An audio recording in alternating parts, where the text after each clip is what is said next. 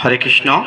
যেহেতু সময় সংক্ষিপ্ত, অনেক বক্তা এখানে আমার গুরুজন, আজকের এই গুরুকুল জ্ঞান গীতা স্কুল শুভ উদ্বোধনী অনুষ্ঠানের আজকের প্রধান অতিথি, বিশেষ অতিথি, উদ্বোধক তরুণ সনাতনী সংঘ TSS এর নেতৃবৃন্দ, এলাকার নেতৃবৃন্দ এবং গ্রামবাসী, মুরব্বিয়ান, মায়েরা, বোনেরা, বাবারা, সকল ভক্তবৃন্দকে আমি তরুণ সনাতনী সংঘ TSS এর মাধ্যমে অভিনন্দন জানাচ্ছি।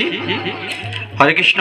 এই ছোট ভাইয়েরা কথা বলবেন, দয়া করে কথা বলবে না।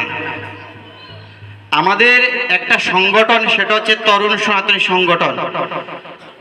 2011 সালে মৌলভীবাজার জেলার কিছু তরুণ ছেলেরা একটি সংঘ করে গান করার জন্য, সেই সংঘ থেকেই তরুণ সনাতনী সংঘ টোটাল বাংলাদেশের বিভিন্ন জেলায় ছড়িয়ে ছিটিয়ে গিয়েছে। শুধু কাজ হচ্ছে পরমেশ্বর ভগবান শ্রীকৃষ্ণের মুখনিসৃত বাণী শ্রীমদ্ ভগবদ গীতা জ্ঞান গুরুকুল জ্ঞান গীতা স্কুল চালু করা এবং গীতার জ্ঞান সনাতন সমাজের মধ্যে ছড়িয়ে ছিটিয়ে দেয়া। তো উপস্থিতি, আমি তরুণ সনাতনী সংঘ, নিজের পরিচয় নিজেকেই দিতে হয় কপালের দোষে। আমি হচ্ছি তরুণ সনাতনী সংঘ TSS বড়লেখা উপজেলা শাখার আহ্বায়কের দায়িত্বে আছি, আপনাদের আশীর্বাদে।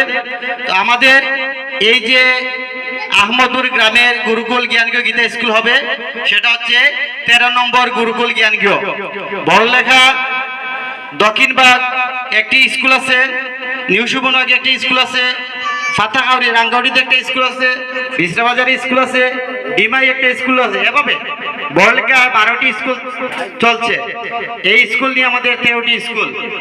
তো আমি সময় নষ্ট করব না, দুই একটি কথা আমার মনে আপনাদের সাথে আমার শেয়ার করা জরুরি।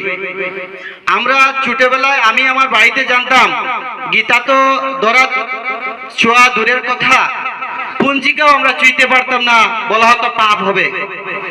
সেটা একটা অজুহাত ছিল, এক সমাজ আমাদের সেটা থেকে দূরত্ব করে রেখেছিল।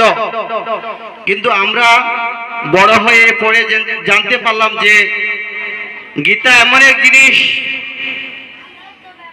এমন এক মহান জিনিস যে